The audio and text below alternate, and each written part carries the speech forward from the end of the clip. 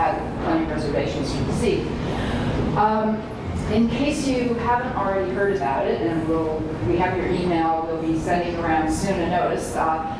The series that is exploring the history and depth of the Woolworth Building is really going to culminate in the June 14th symposium that will surround the theme of the Woolworth Building, medieval or modern. Tonight, for sure, we'll talk about modern in terms of technology, but the exhibition here and the history of the Woolworth Building generally can be attached to the 19th century in many ways and be a prevision of the competition for the world's tallest building as he still perpetually engages the imaginations and the engineering of the world. So, the Woolworth Building being the tallest building in the world in 1913, and we're celebrating the centennial now, but also being a building that attaches itself to the traditions of architecture is one of the topics that we're going to explore in this symposium, which we have the delight to be able to hold in the Woolworth Building, thanks to the building manager who's sitting here in the corner, Roy Suskin. So I think we should cheer. We should give a cheer for Roy.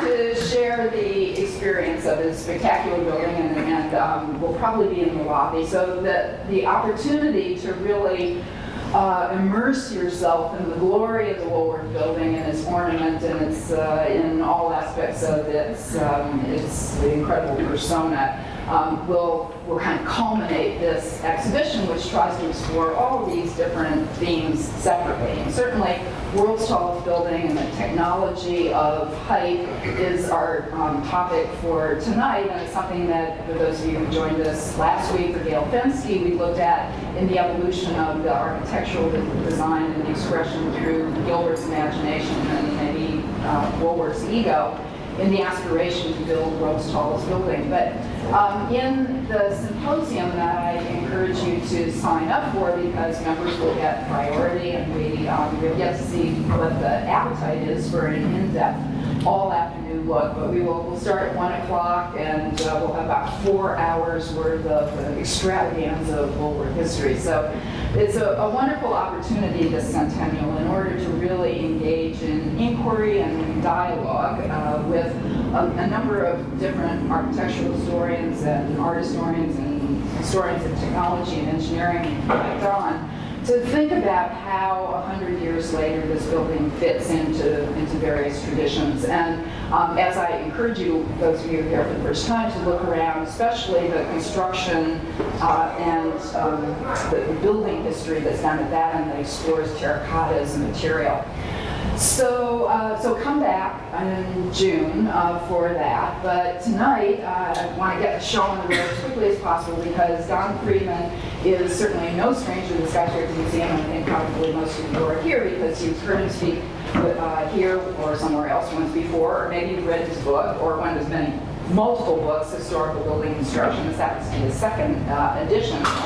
Highly illustrated and highly intelligent, I should say.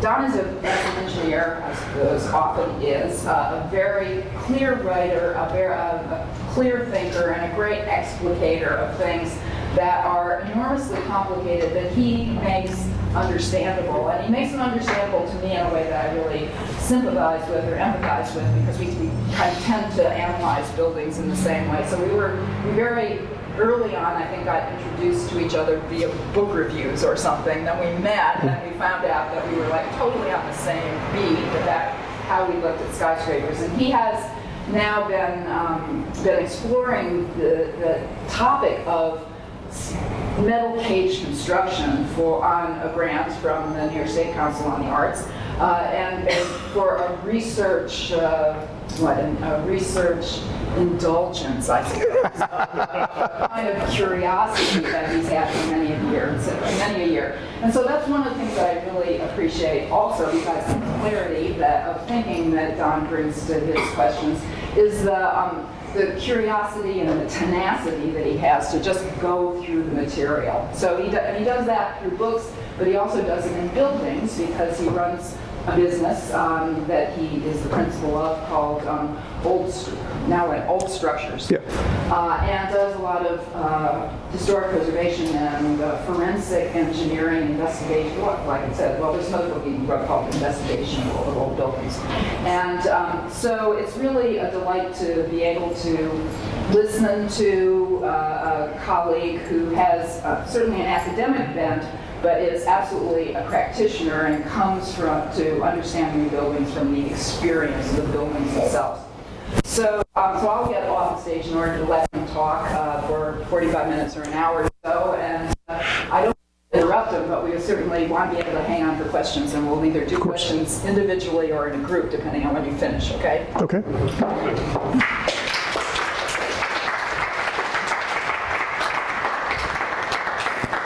Thank you, Carol. I hope I live up to that introduction, particularly on the clarity portion of it. What I want to discuss tonight is basically the way in which an engineer would have approached designing the Woolworth Building in 1911, 1912. It was completed in 1913.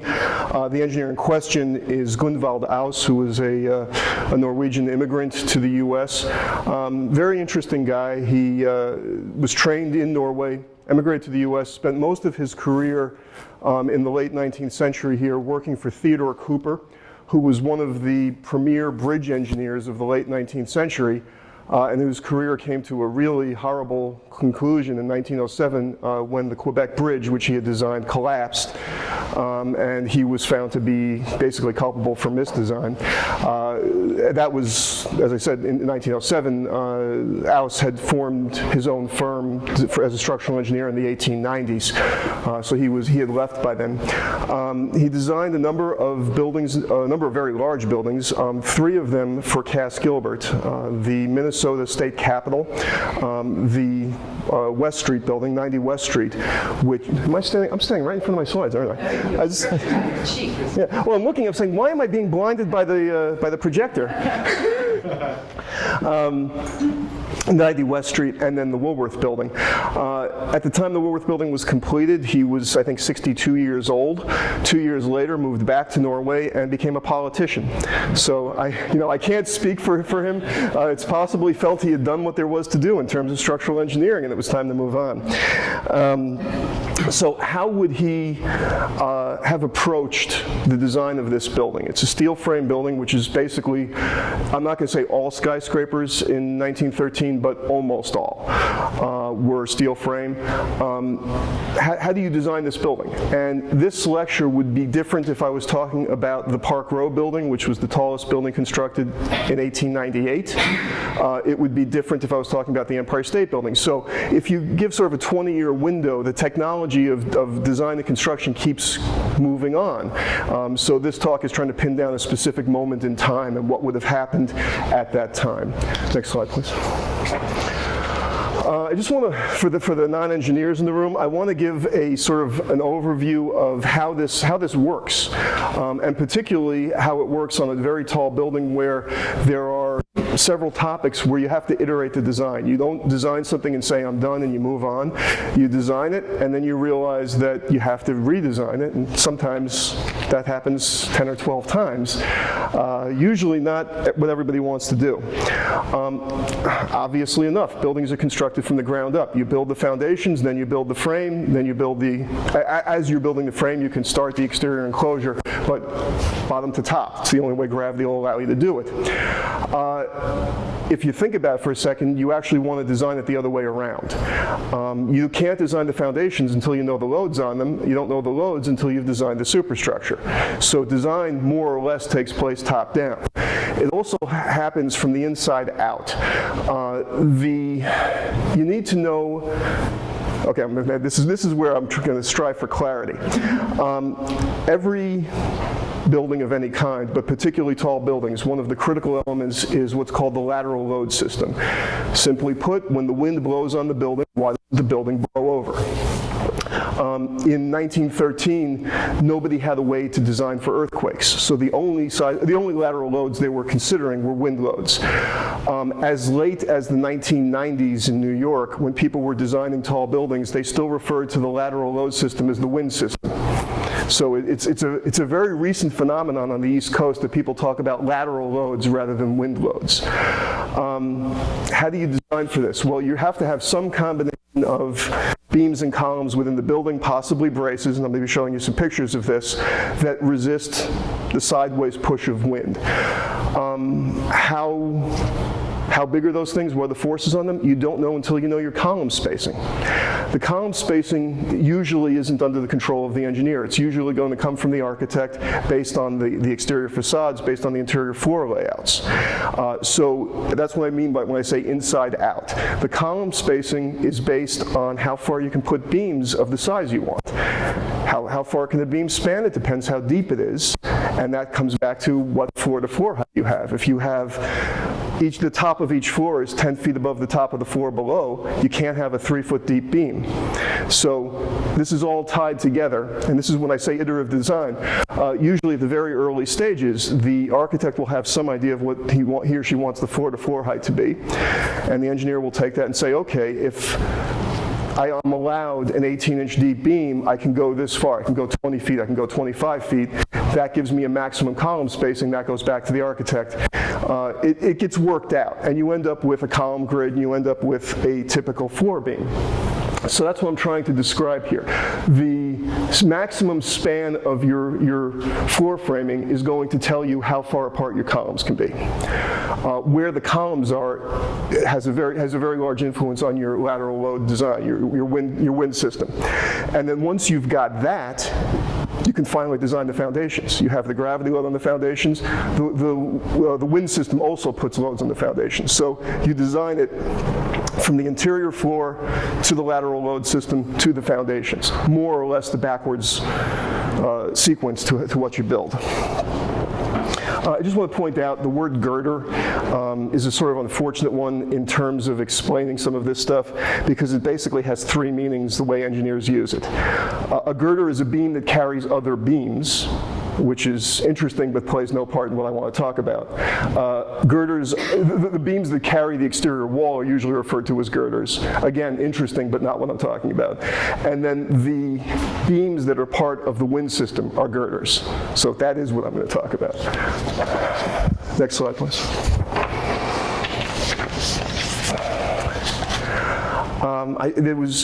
When I was just starting out, I went to a lecture by an engineer who was designing, I don't know how far he got into the design, what would have been the tallest building in the world had it ever been built. I'm trying to remember which recession killed that project in Chicago, but his 120-story building went up in smoke.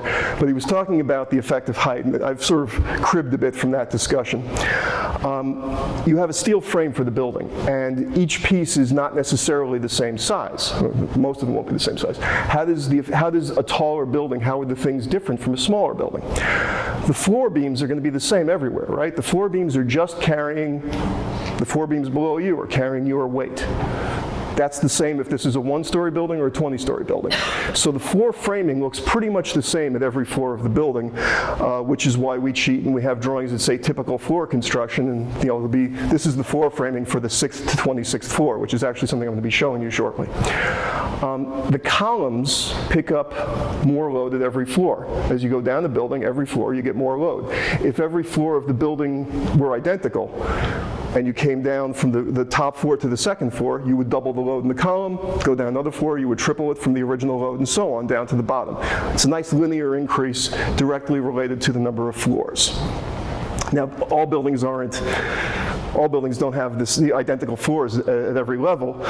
That's actually really a post-World War II phenomenon. If you look at the photographs around the sides of the room, you'll see a lot of buildings with setbacks, with peaked roofs. Every floor isn't identical, but I'm talking in general terms. The design of the wind system is where things get really nasty in terms of height. If you have, again, a rectangular prism building where every floor is identical to every other floor, if you double the height of the building, you increase the effective wind by 4 times. If you triple the height of the building, you increase the effective wind by 9 times. It goes by the square. So by making a building significantly taller, you're greatly increasing the effect of the wind on the building. Same thing with seismic in current day design. Seismic forces in current day design. So if you look at the Woolworth Building, it was close to 200 feet taller than the previous record holder for height. Close to 800 feet. Previous record holder was the Singer Building, was just about 600 feet. The Park Row Building, which is 15 years older and was the tallest building in the world, is around 300 feet. So basically building heights doubled in 15 years. Very big difference in the type of wind system you have to have, the way that you have to design the steel frame to take those loads. And the thing to keep in mind is that the buildings weren't necessarily getting very much bigger in plan. The Woolworth Building can't get bigger in plan. It's bounded by streets on the north and south side. It is as wide as it's going to get north to south. So you're stuck with, this is the size of the base, which can't get bigger because of the city streets, and people keep wanting to build taller buildings. So as the buildings go up, you have one effect increasing linearly, and that's the gravity load in the columns, gravity load on the foundations, and then you have another effect increasing by the square, which is the wind load on the frame and the wind load on the foundations, and it means that things are going to get very much bigger in a slightly taller building. Next slide, please. Please. Okay, this is not very well married together, 2 halves of a plan from a magazine article about the Woolworth Building. This Broadway is over here. This is the east half of the building. This is the west half of the building. It's funny because the building has this U shape up to the base of the tower, which people who've only seen it from City Hall Park and from Broadway don't necessarily realize. Thank you.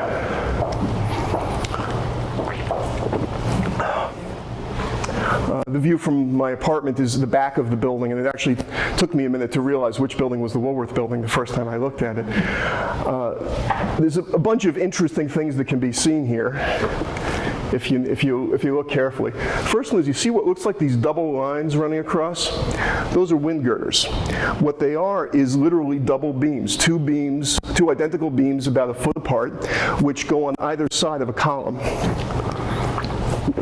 You have very large forces that you need to transfer between these beams and the columns, and it's actually a difficult connection to make. It's easy to make these days with welding if you want to go that direction. Welding wasn't in use in building construction in 1913. It wasn't in use actually until the 1950s. So how do you make that connection?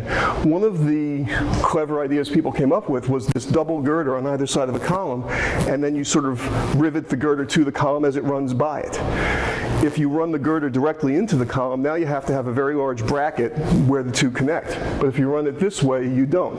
So these double girders, and you can see them all over the plan, they're a way to simplify transferring these very large forces in the wind system from columns to girders and vice versa. These things are the typical floor beams, and you notice it's a very regular grid. Engineers like that.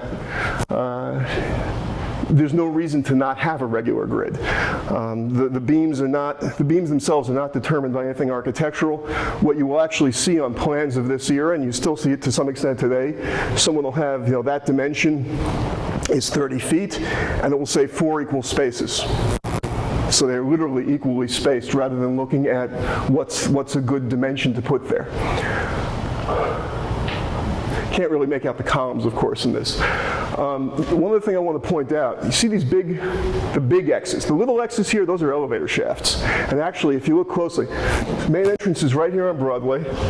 You have 1 bank of elevators, 2 banks of elevators, 3 banks of elevators, and I'm not sure, I don't think there's a 4th one back there. We've all seen this pattern. You walk into a building and there's multiple banks of elevators for different heights. So here you can see what it looks like in the structural plan. But I'm talking about these big X's. This one, there's a diagonal up there. Those are transferring wind forces. In modern design, we use what are called floor diaphragms. We use the structural rigidity of a floor to transfer forces, to equalize them basically within the frame. The types of floors that were in use in 1913 aren't strong enough to do that. They weren't using modern concrete. So how do you transfer forces like that when you need to? And the answer is you put in horizontal framing, horizontal bracing like that, which is a very nasty surprise when you go to renovate one of these buildings. You think you're going to put a tenant stair somewhere, and you run into one of these diagonals.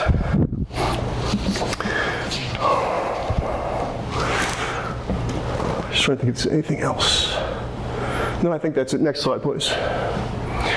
Now we get to the fun stuff. This is columns, I think it was 11 and 14 in the basement. This is the bottom piece of 2 of the columns in the building. I think there are 74, 75 columns, separate columns in the building.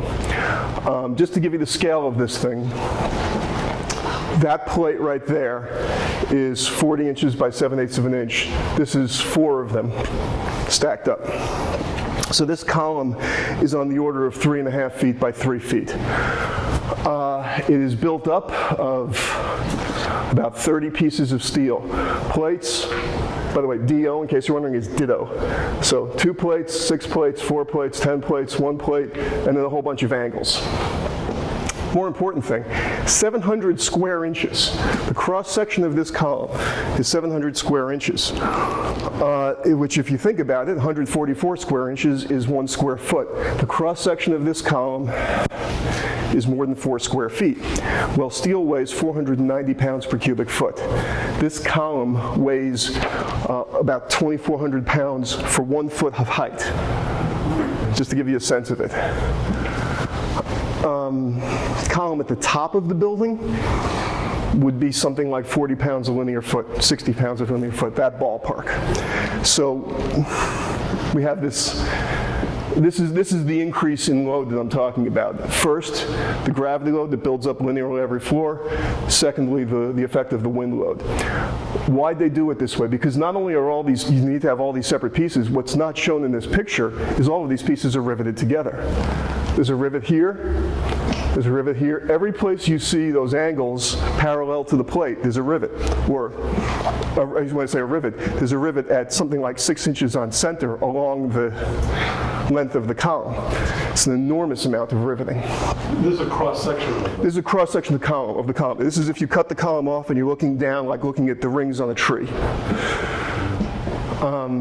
So, why go to all this? And the simple answer is that rolling technology at that era couldn't make large pieces of steel. They could make fairly large pieces of steel, but they could not make anything even roughly approaching this. Even today, we couldn't make something this big.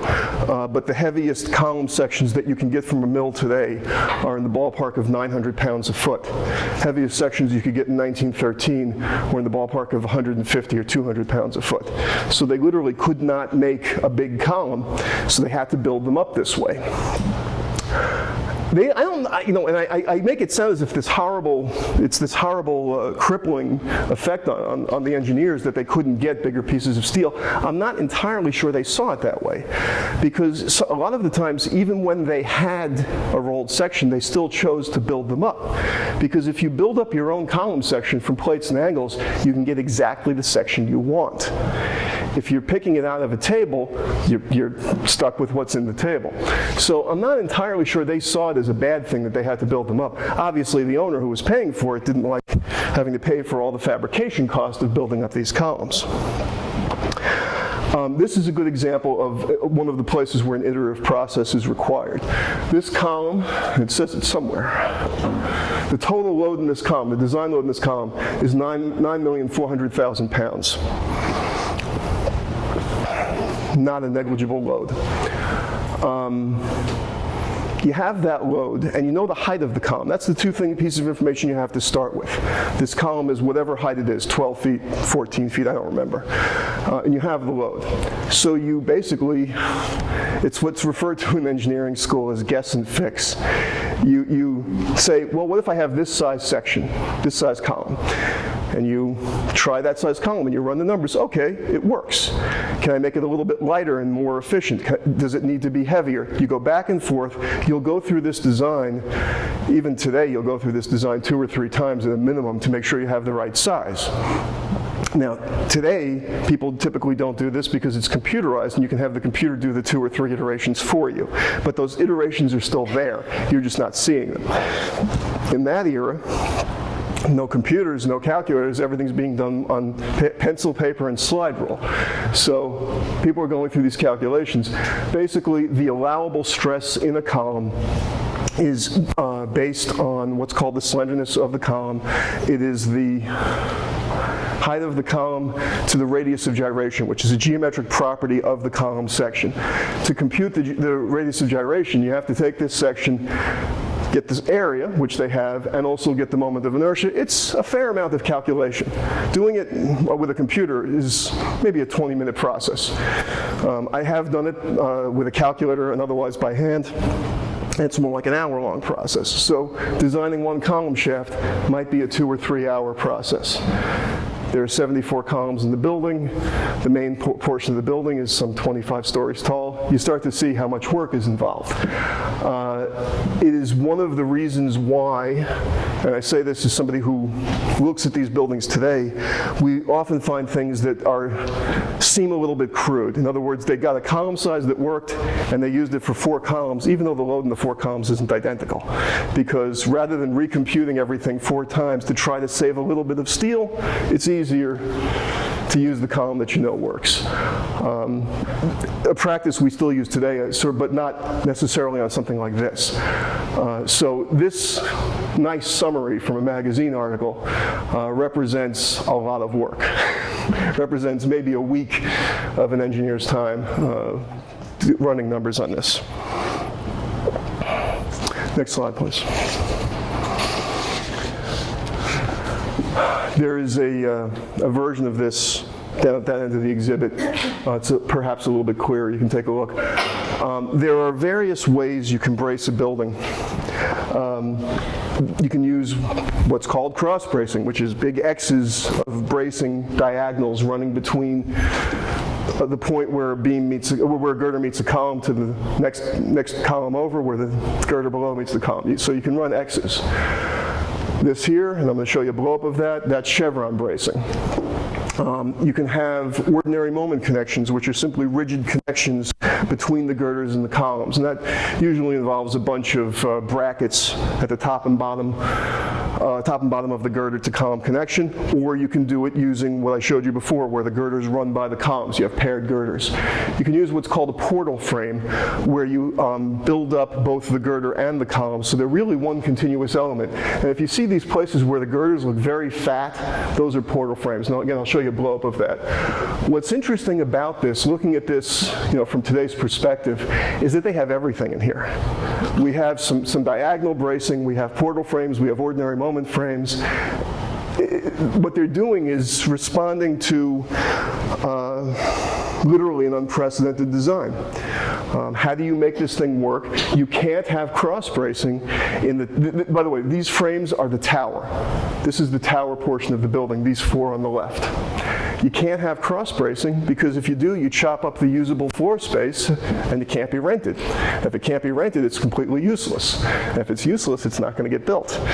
So you have to have open space. You can't have cross bracing up there. Lower down in the building, where there's a much bigger floor area to work with, the chevron bracing doesn't give you open floor space, but it does allow a door through. So you can put that in certain areas. Keep in mind, this is a building with, for the time, a fairly high window-to-wall ratio. There's a lot of window in this building. So you can't run braces that might chew up people's windows.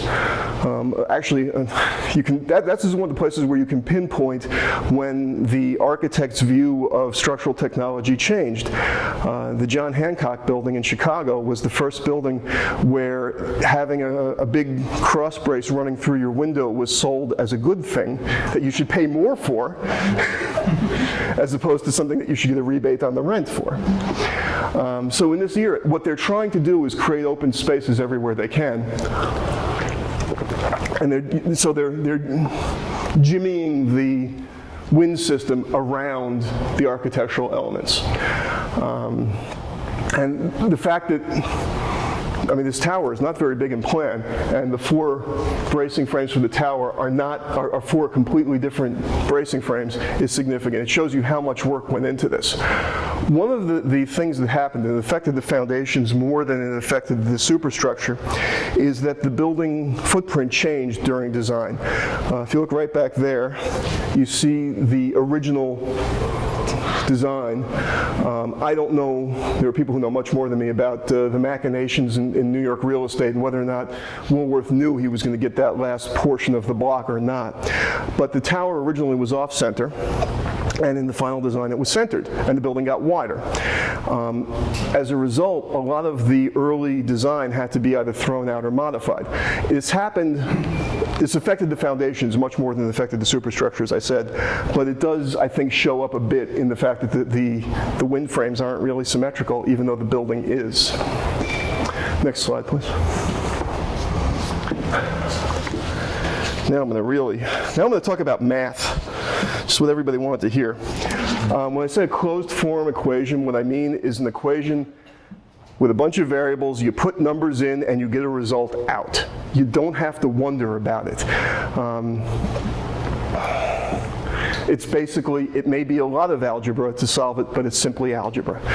There are closed form equations for any beam you care to name. So if you're going to design the floor beam in a building, you can always find an equation or a combination of equations that will give you the results for that beam. Creating those equations is an enormous amount of work, I should point out. The equations for beams are 4th order partial differential equations, which at one point in 1984 I could solve, and then I finished that class and I haven't been able to do it since then. But once they're created, once those equations are created, they're there forever and you can use them for any beam. You plug in the right numbers, you've got your answer. There are equations of that type for beams, there are equations of that type for columns. There was actually a very long debate that was still going on when the Woolworth Building was built about what was the best equation to use for a column. Beams are much more straightforward. It has to do with buckling. Columns exhibit buckling behavior, which is nonlinear behavior. You're loading a column, it's nice linear behavior, and then suddenly it buckles sideways, and everything stops being linear. It's very difficult to model that in the closed form equation. It can be done, and more or less what's in the steel and concrete codes today is the result of that. This was still being argued about in 1913. But there were equations that were in use, and there were pretty good approximations of the actual behavior. There is no such thing for frame design. In theory, you could derive it. If a single beam is a 4th order partial differential, do you want to discuss what a building the size of the Woolworth is? It's basically the derivation will take you longer than it will take you to build the building, use the building. If they sat down in 1913 or 1911 to derive the equation for the Woolworth Building frame, I suspect they would still be at it. So what do you do? What we do today is we use what's typically referred to as finite element analysis. Finite element analysis, fancy name. A finite element is simply a small piece of structure. So it's finite. It's not the whole thing. It's a piece of it. Also called matrix methods. And on the next slide, I'm going to get into what that does. No, sorry, don't go there. Go back. Next slide, I'm going to get into exactly what that means. The theory for this method actually was developed in the 19th century by mathematicians, not by engineers. I forget why they were developing it, but they got the theory down exactly right. This method could have been used, in theory could have been used in the mid-19th century, but no one did. This method was never used until computers became cheap. So this method enters structural engineering in the 1960s. There are a few isolated examples, I think, in the late 50s. The reason being too much math. And on the next slide, I will discuss what too much math means. So if there's no closed form equation and you can't use, this method exists, but you can't use it, what do you do? They had a number of methods. The two most popular were called the Portal and Cantilever method, which are approximate methods, and that tells you everything you need to know about those methods. They're simpler, and they give you an approximate answer. Is an approximate answer good enough? Every skyscraper built before 1950 was designed using those methods. They're all still standing, none of them is blown over in the wind. So obviously it's safe. Empirical evidence says it works. They tend to be conservative, particularly when coupled with the steel codes and the building codes that were in use at that time. Conservative in this sense means that they're simply using too much steel. The frames are heavier than they need to be. But that's not a bad thing. It just means a building owner back then paid too much and we get to benefit from it. Those two methods, much less math, and I'm going to give you an example of that in a few slides from now. In between these two, not really something for today's talk, but just to fill out the picture a little bit, there was a better approximate method called moment distribution, but that wasn't developed until, it was first published in 1930, and most engineers didn't hear about it until 1932 when a book came out with it. So if you're talking about a building built in the 40s, it may very well have been built using moment distribution, which is a better method than the portal and cantilever methods, but it didn't exist yet, and so wasn't used at the Woolworth. Next slide, please. Just to give you a sense of how bad finite element method by hand actually is. Simplest possible rectangular building is a cube with a column at each of the four sides, 4 beams connecting them at the top, and the 4 columns are connected to a foundation at the bottom. Node is the word where the beams and columns come together at the corners.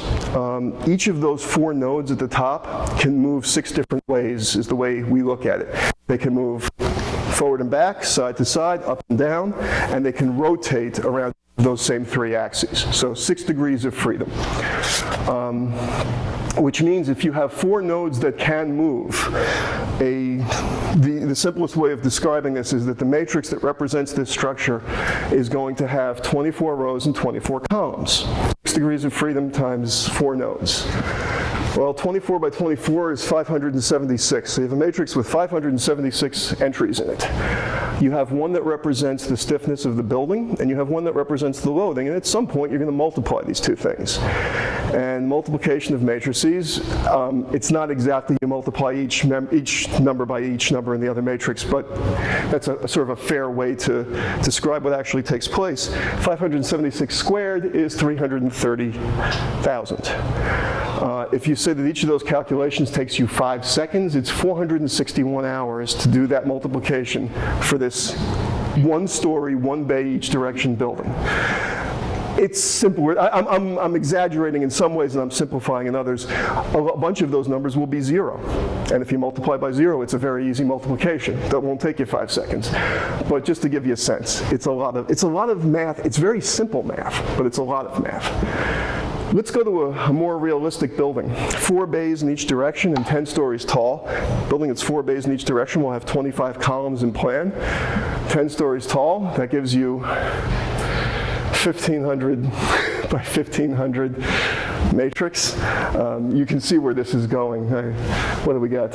Million, billion, 5 trillion operations to multiply the 2 matrices. Well, I figure out 802,000 years of calculation. That building is quite a bit smaller than the Woolworth Building. So you're not going to use this method on the Woolworth Building, even with the fact that there's a bunch of zeros in the matrix. And again, it's not exactly that you square the number of elements in the matrix, but it's an approximation of it. Now, because it is simple arithmetic, it's something that's extremely easy to turn into a computer program, which is why, as I said, this got automated fairly early on in the history of computers. Computers are very, very good at doing simple, dumb, repetitive work, and that's what this is. To the point where I have a program on my iPhone that I could design the wind frame of the Woolworth Building on. That's what computers have done for us. When I started work in 1986, it was a mini computer in its own room with its own air conditioning system that worked when the air conditioning system in the rest of the office did not. And you wrote out the information that defined the geometry on a form, handed it to the data entry operator, and a day later he came back, here's the output, and hopefully you didn't make any mistakes, because if you did, the output was garbage. So just in my career, we've gone from basically from mini computers to anything that can compute, you can do this on. In 1913, it didn't matter if you knew this theory or not, it was unusable. So I just wanted to give you a sense of how things have changed in the design of a tall building from the engineer's perspective. Next slide, please. Believe it or not, this is the improvement. This is 2 pages from a text, well, it's sort of a textbook. Rectangular building frame. Come back to what this said. Method 2A, the portal method. So here's an example of the kind of calculation that would have been done for the Woolworth Building.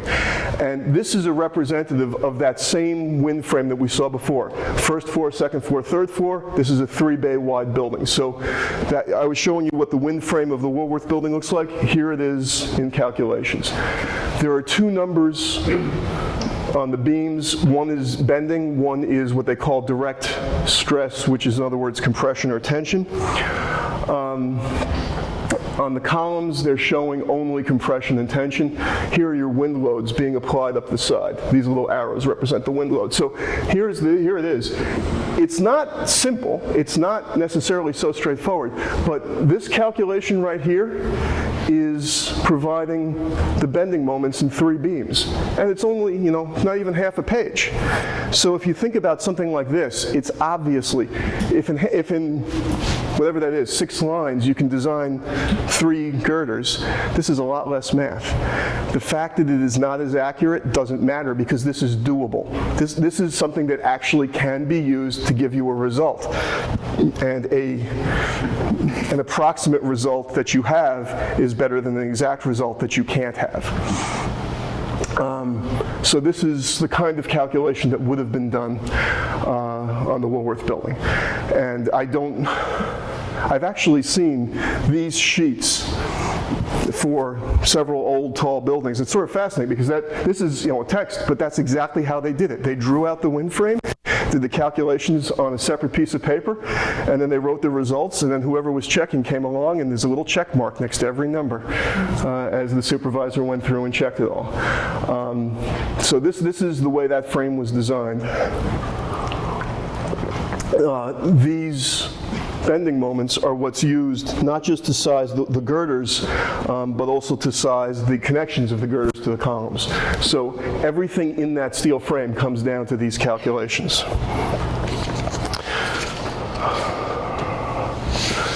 Next slide, please. Okay, here are some blow-ups, and they're not my blow-ups. They're courtesy of that same magazine article. Here's your Chevron Bracing. This is sort of a common form of wind bracing today. Where does it come from in 1913? And actually Aus's resume gives you the answer. This was developed for bridge design.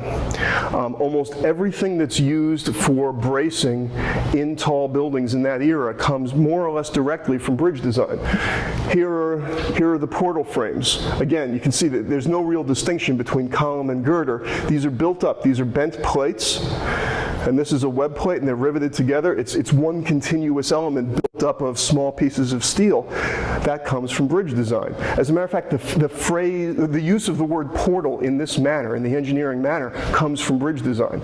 The end of a bridge, you can see it on the Queensboro Bridge, the end of a bridge has a heavy frame that looks something like this, that connects the trusses on the side of the bridge. That's referred to in bridge design as the portal of the bridge. That was being done in bridge design in this country 30 years before people were building tall buildings. That's where the engineers got these ideas from. Most of the engineers who were involved in early skyscrapers worked on bridges and worked on railroad structures. Not all of them, but most of them. And that's where they got their ideas about how a steel frame operates. Their problem was that they had to transfer what they knew about bridges to buildings. In a bridge, the steel structure is the bridge. In a building, it's not. In a building, you don't see the steel structure except during construction. And there was one specific problem with using the methods that they were using. The output page, actually, could you go back to the previous slide for a second? this output, this is what you get when you do this method. You get shears, which is the force trying to cut a beam in half. You get bending moments, you get tension or compression. What you don't have is deflection. You don't have movement. It is not part of what comes out of the calculations here, and there's no way to get it out of these calculations. If you're willing to do more math, doesn't matter. This method will not give you the movement of the frame, excuse me, under those lateral loads. You're stuck. Matrix analysis gives you, it's actually based on movement. It actually says if the thing moves this much, what's the stress in it? So if you do finite element analysis today, you automatically have movement. If you use these approximate methods, you don't. Go forward, back to where. So if you picture this, well, this is the fifth floor. This is the top of the tower. This is what's going on. That's obviously a terrible picture, but this is what's going on at the upper floors of the tower, bracing the columns for wind. If you don't know how much it moves, there's no way for you to take into account what the effect of the movement is on the rest of the building. The rest of the building being all the stuff that makes it useful for people. Is the building movement enough to affect the facade? Is it enough to affect the elevators? Is it enough to affect the plumbing? You don't know. And you might say, well, how can you accept that? And the answer is people built these buildings and it was never a problem, right? If you go ahead and you keep using this method and you build buildings and there's never a problem, you say, okay, it must be working. Turns out it was working, but not in the way they thought. The steel frame of these buildings was designed for all these loads, but it wasn't carrying all the loads. What was happening was that movement of the frame was transferring loads to supposedly non-structural portions of the building, such as the facade. In the Woolworth Building, this manifested itself relatively early, and certainly sort of famously in the 1970s, as deterioration of the terracotta. The terracotta was carrying structural load that it wasn't supposed to be carrying. This is supposed to be a steel frame building with a curtain wall that is non-structural. But what happens is that the movement of the frame, coupled with some materials issues about terracotta, but really the movement of the frame transfers load to the facade on a regular basis. This happened in every building, not just the Woolworth Building. And the way that engineers find out what's going on when things fail, to be very blunt. We don't find out anything from when things are going well. If it's going well, it could be going well by accident. It could be going well because the loads aren't what you thought they were going to be. They were too light. If something fails, then you actually learn something. Sorry. What happened after World War II? People started building lighter and lighter building facades, eventually culminating in all-glass facades, in very thin metal panel, very thin veneer stone. They no longer built, I mean, the Woolworth Building it's a curtain wall. It's got a facade that's heavier than a lot of bearing wall buildings, so it can carry load. When you build a modern building that can't carry load, it won't, because it can't. So what happened, it was that a series of tall buildings built in the 60s didn't perform properly, and really spectacularly didn't perform properly. The Gulf and Western Building, 1 Central Park West, is one of the most famous examples that just moved all over the place in the wind. The old 1 and 2 World Trade Center moved enough that during high winds they had to be evacuated, not because the buildings were going to blow over, but because their elevators were going to jam in the tracks because of the amount of building sway. That's a lot of movement to jam the elevators. What's now the MetLife building, the Pan Am building over Grand Central, famously among engineers, I should say, had a problem where the doors in the fire stairs wouldn't close properly because the door frames were out of square because of building movement. So all of these buildings are built in the and of course, the most famous example, the John Hancock building in Boston, which kept shedding glass because of frame movement in high wind. In other words, the building would move so much in wind that it would pop the glass out of its frame in the glass facade. So what all of these things taught engineers is that the approximate methods that had been used, coupled with the heavy masonry facades, had been masking the fact that the frames weren't really carrying all of the wind load, that the facades were helping carry the wind load.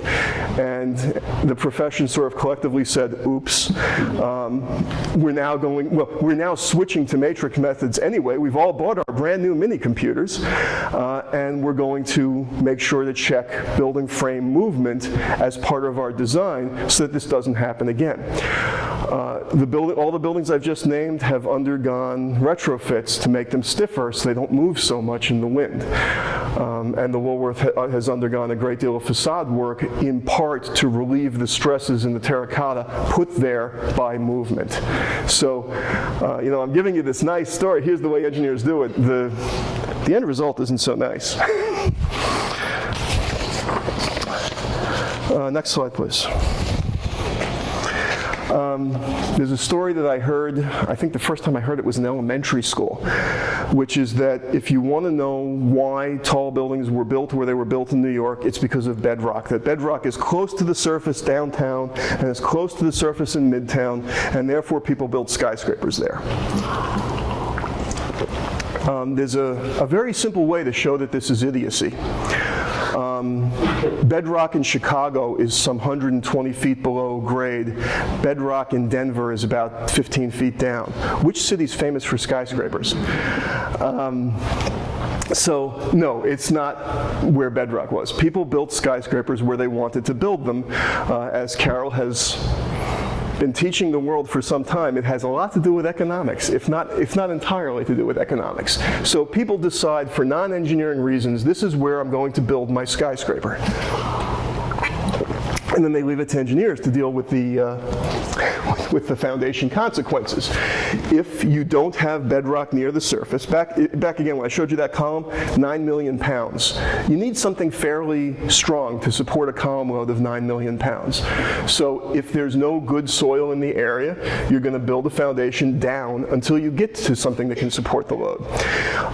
There's a fairly good swath of lower Manhattan that doesn't have good soil near the surface, good bearing material near the surface. And the Woolworth Building is in that swath. As a result, it is on caissons that run down to rock.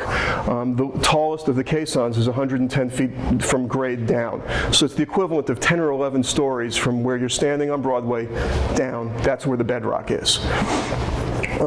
Not the first building to use this technology, not the most impressive use of it, but something that's worth talking about. Next slide, please. That's a little bit dark, unfortunately. This is what's known as the Vle Map, after the fellow who drew it, whose name was Egbert Vle, which I should say is my second favorite name in the history of tall buildings. My favorite name is Balthazar Kreischer, who was a fellow who, one of the people who patented terracotta tile arch floors after the Chicago fire. What this map is from 1865, and it shows the street plan as of 1865. Here's the Lower East Side. Overlaid on the original geography of Manhattan Island.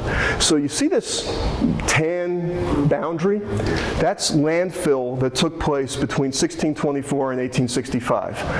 I should point out 1865 wasn't exactly the end of landfill. We are right now about here. We're out in the river on this. That arrow is pointing to the Woolworth Building site, and unfortunately, because this is dark, it's a little hard to make out. This is City Hall Park, and if you see the shading around it, that's not artistic shading. The City Hall Park at that time, in 1865, was something of a plateau, and the land sloped down around it. The dark areas like this is Canal Street more or less, are swamp. Nice big swamp here, by the way, Avenue B, Avenue C, Avenue D. If anybody has ever lived there, I'm sure you know it's swamp from going down in your basement. One thing, almost all of Battery Park is landfill, in case you didn't know that. But what this shows you, you see these darker areas here? Those are areas where the soil isn't very good. So most engineers who work on old buildings, and quite a few who work on new buildings, somebody is talking about foundation problems, the first thing you do is go to a copy of the Vle Map and say what used to be there. It shows you where the hills used to be, it shows you where the swamps used to be, it shows you where the streams used to be. There are a bunch of freshwater springs on Manhattan Island that create little streams. Because they're springs, you can't get rid of them. So what they are is buried in sewer pipes. But there are the most famous one of these is Minetta Brook in Greenwich Village, which is responsible for about half of the basements with water problems in Greenwich Village. That's houses that have problems are all along that stream. It's still there, it's just buried. So going here and looking at this, the Woolworth Building is not necessarily in an area where you'd expect great soil. It's in between that plateau and the river, and if you look at where the original edge of the river was, it's not very far from the river either. Next slide, please.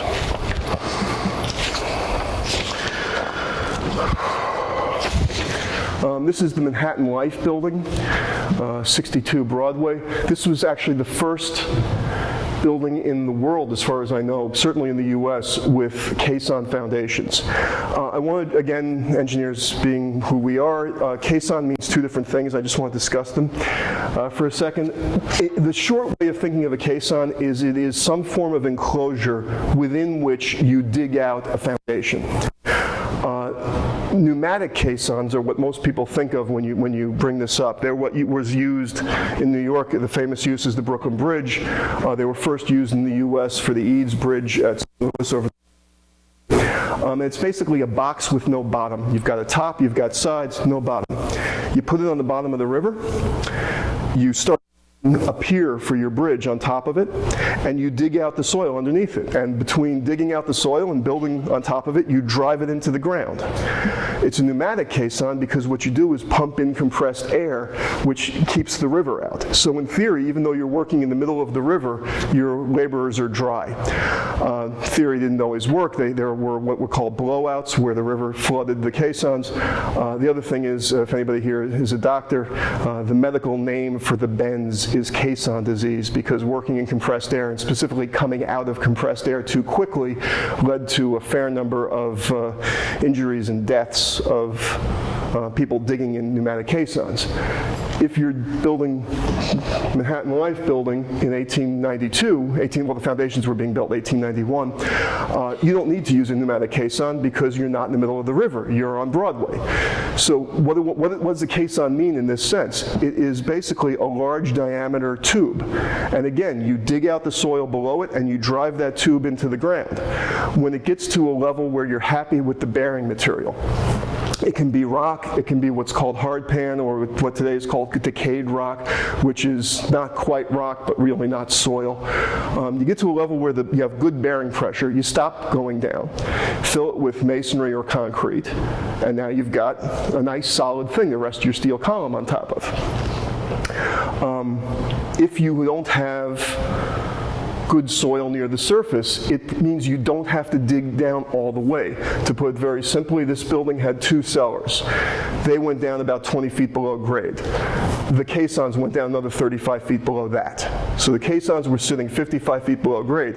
If they weren't used, the two choices were piles, which in 1891 really meant timber piles, and timber piles do have a tendency to rot if they're not kept wet all the time, or to dig out the whole thing 55 feet down. Caissons were a much cheaper solution. So this is the first building to use a caisson foundation, 1892. We're talking 20 years later with the Woolworth Building. In this case, they went down 55 feet total. In the Woolworth Building, 110. Buildings in Chicago in the early 20th century, simultaneously with the Woolworth, basically every tall building was going down 100 feet, 120 feet, because that's where rock is, and the soil above bedrock in Chicago is actually terrible soil. It's really not really something you want to put a large building on. Next slide, please. There is a very nice framed version of this down at the other end of the gallery. This is the foundation plan for the Woolworth Building, or for actually, I think for half of the Woolworth. No, this is the full building. Here's the U shape. This is the court. So this is, I'm turned around, north wing, south wing, and then that's the Broadway along the top.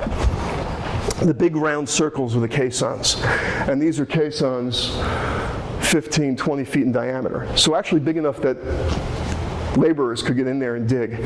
Smaller diameter caissons are usually augered out, or you use a clamshell bucket to pull the stuff out. What you can't really see very clearly here, you can see sort of what looks like cross-hatching. So you build a caisson, and what you've effectively done is brought the good bearing capacity of rock up to where you want it. But your concrete is much weaker than the steel column. So you want to rest the steel column on top of a concrete caisson. You can't just put it on top, because what will happen is it'll destroy the concrete below the steel. It'll just The bearing pressure is too high. So you build what's called a grillage, which is pretty much as the name implies, it's 2 or more layers of beams at right angles to one another, and the idea is to spread the load out. So this is a grillage. This is not actually a caisson drawing. This is a grillage plan. What this is showing is everywhere these grillages are, and you notice the crosshatching, you can see it best I think here in the middle. Crosshatching pretty much covers the circle of the caisson. So the idea is to take the point load, with a point load, 3 feet by 3 feet at the big columns, right? But that's a point for an engineer. You take the point load of the column and you spread it out across the entire area of the caisson to keep from damaging the concrete itself. So all of this work is done just to get to the point where you can start building your columns. And as I said at the beginning, this is the first thing you're going to build, is you're going to build all these caissons. It's the last thing you're designing, because until you have the final column loads, you can't design this. So this is sort of the end of the engineering process and the beginning of the construction process. Next slide, please.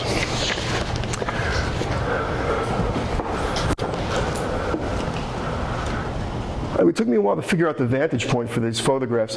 This is the old post office at the foot of City Hall Park, so I think we have to be in the St. Paul building, as far as I can figure out, which was diagonally across. It's where the 222 Broadway is now. We're looking north and west. I don't know if you can really make it out. This is a bit dark, but here are the portal frames. You can see that if you look at the size of that corner column and look at the size of these columns here, that's because they're those big portal frames. That middle portion of the Broadway front is where the tower is going to be. Next slide, please. I actually thought this sequence, which is from Scientific American, was sort of fascinating. Here we are looking across City Hall Park. This is December 1911, actually the day after Christmas, I think, December 1911. No Woolworth Building. There's the post office. Here we are 2 months later, end of February, and we've got quite a bit of steel frame there. I would assume, without knowing for certain, that the caissons are complete, that left photograph indicates the moment that they switched from foundation construction to superstructure construction. But 2 months, and they've got a pretty big steel frame going up there, and one of the reasons they're moving quickly, they've got 4 cranes lifting steel. Next slide, please. So that what gets us to February, April, June, August. That's some fast construction. Now, of course, the picture on the right, the building isn't done. The exterior is almost done. The frame is done. Actually, the frame is done. The frame is done in June. You can see there's the hip roof. By August, the roofing is on. The terracotta is more or less done. The interior of the building is not done yet. So, but I gotta say, for 8 months, from nothing above grade to having exterior enclosed, that's pretty good. Seeing as how I just had a contractor tell me today it was going to take 7 months to build 1 story on top of a tenement building. Next slide, please. This is the article that I pulled those from. Scientific American, for those of you who are familiar with it today, used to be much less scientific. It used to be much more like today's Popular Mechanics. They talked about all sorts of topics. They actually had a regular special edition devoted to building construction, and they were very interested in engineering topics. So it's not that surprising that Scientific American would put this building on the cover, but it does give you a sense of this was not just the tallest building, but the tallest building by a large margin over the previous tallest building. And also, I would argue there's a difference in self-promotion between the Singer Sewing Machine Company and Frank Woolworth. Woolworth was much better at getting people to pay attention to him than the Singer people were. So you have a lot of people noticing this. And I think I have 1 or 2 slides left. Next slide, please. This is a much more, this is again, here's the post office, so we're at the St. Paul building looking up. Gives you a sense of, as the construction was finishing, the facade looks more or less like we expect. They just haven't finished the low copper roofs and the top of the tower. Next slide, please. And when I was a kid, I read a lot of 1930s science fiction, and if there's one thing that it taught me, it's that airships are the future. I honestly don't think this is a coincidence. I think that this is, there were any number of pictures taken, this is taken in the 20s, during the very, very brief period where there was an attempt to dock airships at the Empire State Building. A lot of pictures taken of it. It's sort of, two images of the future in the same photograph. And I think people like that. But this is, you can tell this is later because this is 225 Broadway here, and that building I think is 1925, 1926. These two domes over here are the Park Row building, which was, again, that's about 320 feet high, and that's the tallest building in the world for about 9 or 10 years, from 1898 till the construction of the Singer building. You can see the World Building, Cupola. Yes, sorry. There's the World Building right there. Anyway, thank you for your attention.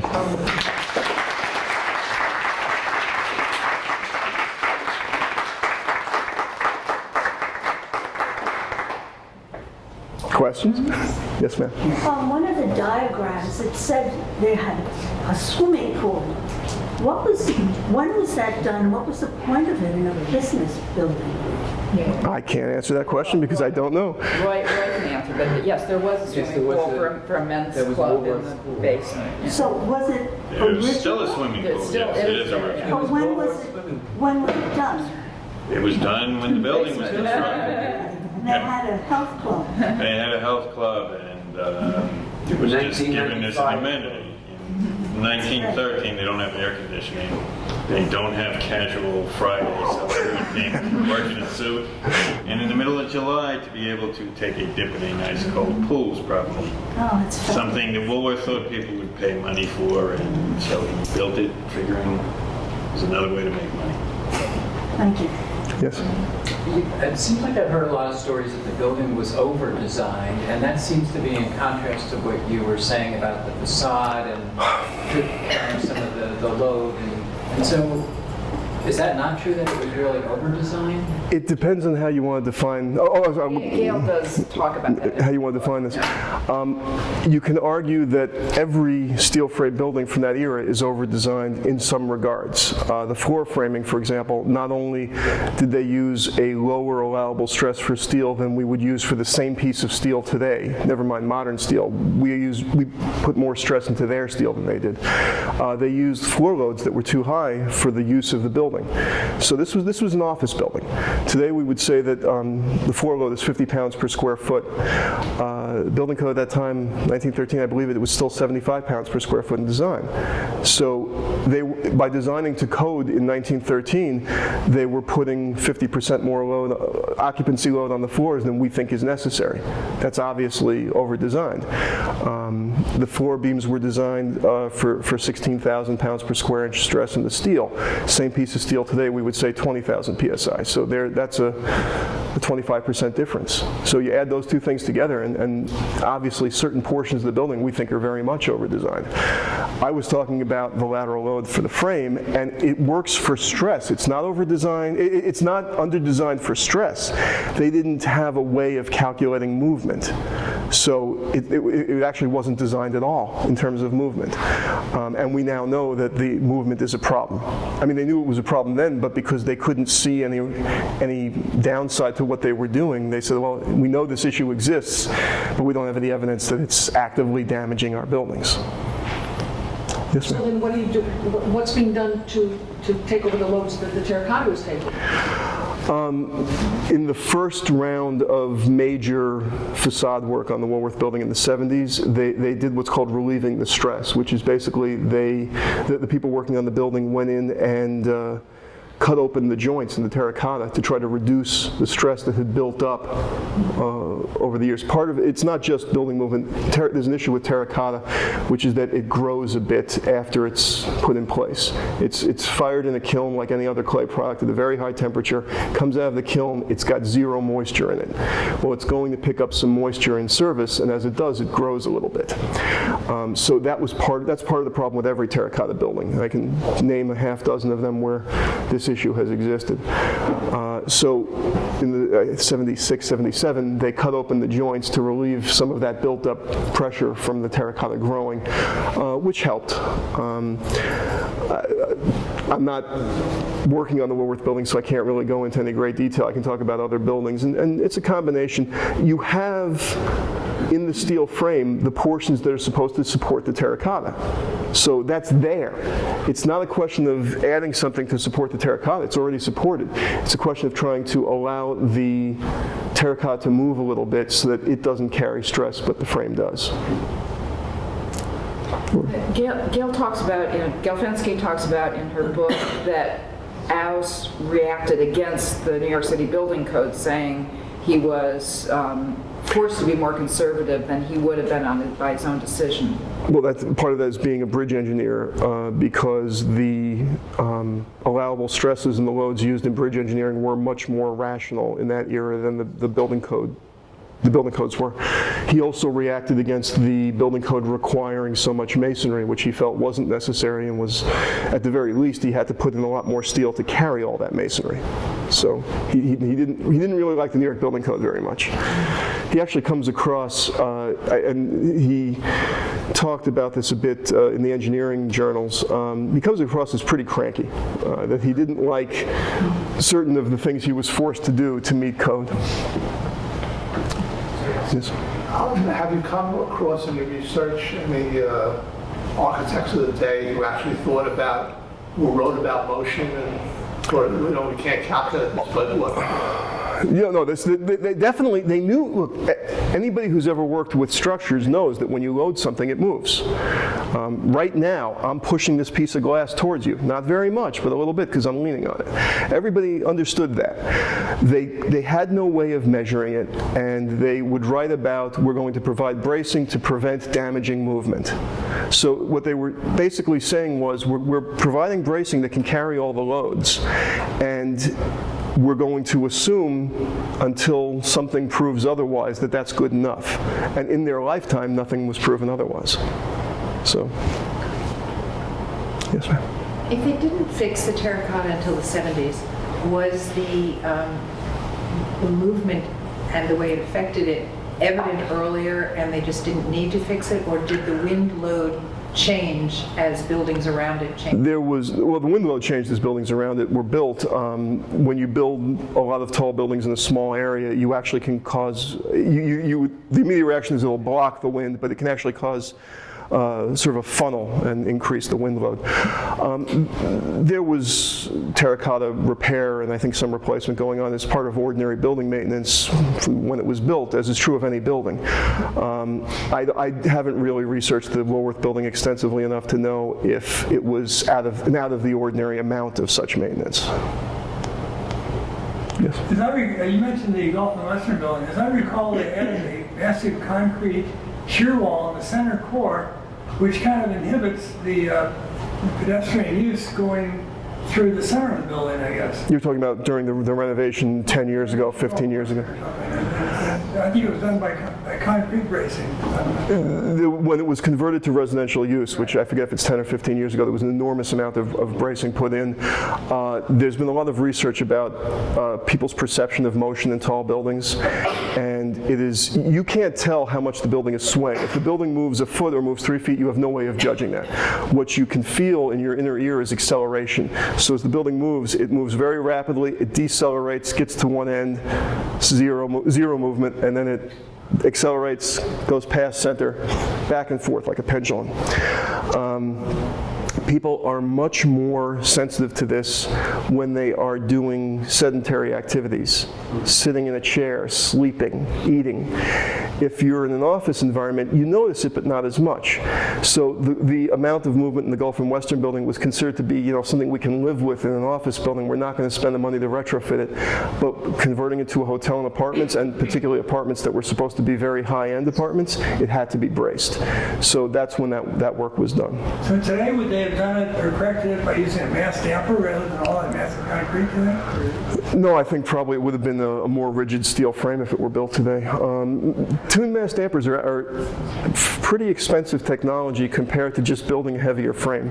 It's easier to just build a heavier frame, and the other thing that using something like finite element analysis allows you to do is pinpoint which pieces of the frame are the ones that are moving the most. So in other words, you can say, if I add some more steel right here, it will stiffen the whole frame. And so we've been able to sort of pinpoint where to spend the money on making a more rigid building. Yes, sir? I want to get back to the deflection question a little more technically. If you had estimates of the loads, once you've chosen the beam and you know the properties, the guy as an undergraduate had to do those calculations. Are you saying they hadn't? No, they knew beam deflections. I'm talking about side sway. They had, because it's not, what you're describing is the closed form equations I was talking about, which for an individual beam you can be very precise if you know the load and there's nothing else interfering.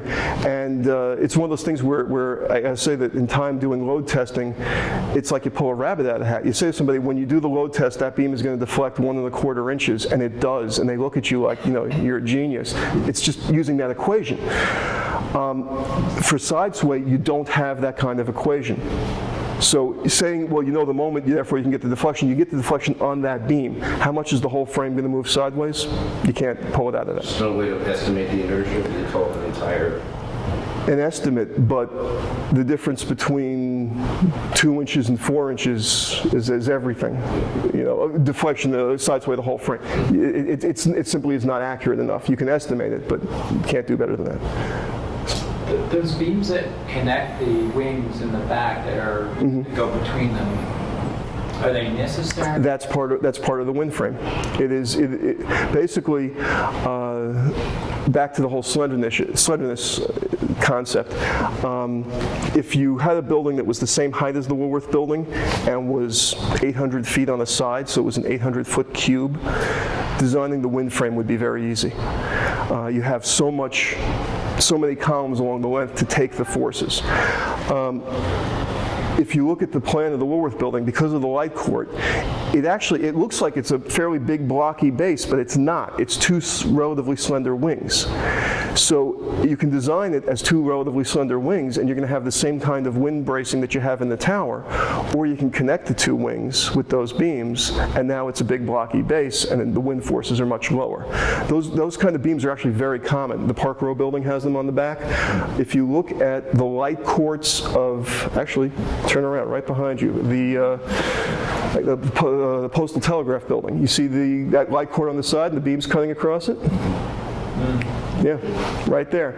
It's very common in buildings of that era. Rather than design a slender wing, you connect the wings with these beams and let them work together.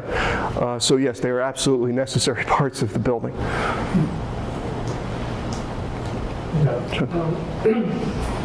Back then, did they take into account like shape factors of the building? No. No, not at all. The building code in 1913, the operative building code in 1913 in New York was the 1901 building code. It had been modified a couple of times with minor stuff. And it said wind pressure is, I believe it said wind pressure is 25 feet if you're below 100 feet and 30 pounds per square foot if you're above 100 feet, period. That's it. That's your wind pressure. Just so everybody understands. So those 2 numbers, that gives you the wind pressure per square foot on the facade of the building. Current building code, the 2008 building code, you use a method developed by the American Society of Civil Engineers. It's about 3 pages of calculations to come up with 25 pounds if it's under 100 feet and 30 pounds if it's over 100. You end up with the very similar numbers. What Chung was referring to is what's done for tall buildings today typically is a wind tunnel test, where you don't just look at your building, you look at the whole area. So the University of Waterloo up in Canada has a scale model of Manhattan, and they have a scale model of Chicago and a number of other cities. And when you tell them, I'm going to build this building, they create a little model of your building, stick it in that, and run wind by it to see what kind of pressure they get. So they can give you much more accurate information about your building. There's an obvious flaw with this, and if you bring it up, what happens when somebody builds a tall building across the street? And the answer is, hopefully you were not looking just at the wind tunnel test. Hopefully you were looking at the building code as a whole. What you do is you use the building code pressures as the minimum, and then if the wind tunnel says there's a hot spot, you design for that hot spot. But if the wind tunnel says, well, you've got shadowing here and you can reduce the wind, you don't do that, because you may develop other hot spots as people build other buildings. But what does that translate to in terms of like wind speed? Because I've heard, I've designed for different agencies, and we're going to do for 70 miles an hour. Oh no, the ASC 7 and the New York City Building Code base ground speed for New York is, well, it was 110, and the variation in the New York City Building Code that's coming into effect this summer, I think it's reduced to like 104 or something. But it's even with like recent storms. We haven't had exceptional winds, actually. We haven't had winds that give any reason to believe that those wind pressures aren't right. We're obviously, recent events have people re-examining floodplain issues, but not wind speed. Deflection of the tower from vertical, do you know, or do I know how much it is? I know Gail looked into this for a book, and she said it's very, very small, yeah. 9 inches or something like that. Well, the older buildings, because of the contribution of the masonry, tend to be very rigid and tend to be in that ballpark. A modern building this size,